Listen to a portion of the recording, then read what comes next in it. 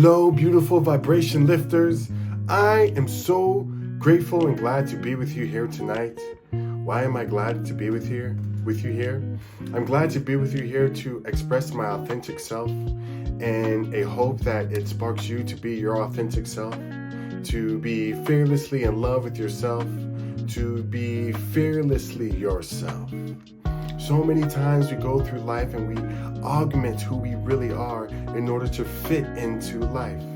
I am challenging us today to be weird, to be strange, to stand out, to be yourself. No longer compromise who you are for the supposed benefit of other people, the supposed benefit of society. It is time for us to express who we fully are, to let yourself fully be who you are. And how do we do that? How do we let our authentic selves come out? Here are 3 things that we can do to help our authentic selves come out. What's the first thing that we can do? Stop judging.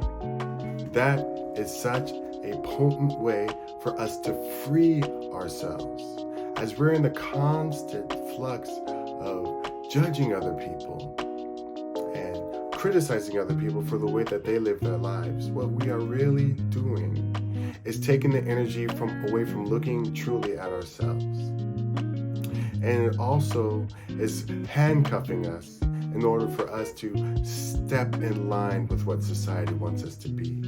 We are criticizing other people most of the time because they aren't following the status quo. So now, it's not going to be overnight that all of a sudden you're going to stop judging people. It has been a process for me. I still work at it and I still judge people every day. It is one of the hardest things for me to get over. But as soon as I feel myself or hear myself do it, I remember, no. This is what I say to myself when I start judging other people. I say, that is God. I love that person. His path is like my path. We're all on our way to God. It reminds me of the story of the beggar who goes to the rich man's house. So the rich man heard that Jesus was performing all these miracles. So he sent someone to bring Jesus to his house because he wanted to wine and dine the King of Kings that they were calling. And so he prepared his house for the King of Kings. And the night came where Jesus was going to come and dine with them. And so he was preparing his house. And as he's preparing his house, the doorbell rings. And he opens the door and he sees this beggar in front of the door with tattered clothing. And the man said, "May I come in?" And the rich man said, "No, you need to go. I got Jesus, the Lord of Lords, is coming tonight. You can't be here." Send him away. Doorbell rings again. The man goes, opens the door. Again, it's the beggar. He said, "Can I come in?" He said, No, this is the King of Kings is coming. You must go. I'm preparing my house. Please leave." Shoos the man away. 3rd time, the man rings the bell again. Rich man opens the door. The beggar stands before him. He says, "You must leave. I told you already. You must leave." So, the man leaves. And the rich man is continuing to get his house ready for Jesus to come. But Jesus never came. So the next day, the rich man goes down to where Jesus was teaching. And he says, "Sire, I thought you were going to come to my house." And Jesus said, "I came to your house. I knocked once and asked if I can come in. You said no. I knocked twice and asked to come in. You again told me no. I asked the 3rd time. And you told me I had to leave." And that story sums up how we should treat all people as if they're God. God can come in so many different shapes and sizes, and it's really easy to love and not judge people who aren't disrupting the status quo. Do we have the capability and the power to love those that are disrupting the status quo. So that's the first thing that you can do to start becoming your authentic self, is to stop judging people and let all people be free to be who they are. Now, I'm not saying that you're letting all toxic people walk all over you or let toxic people into your world. If those people are toxic to you, then you lovingly let them go. What is the second thing that you can do in order to be your authentic self?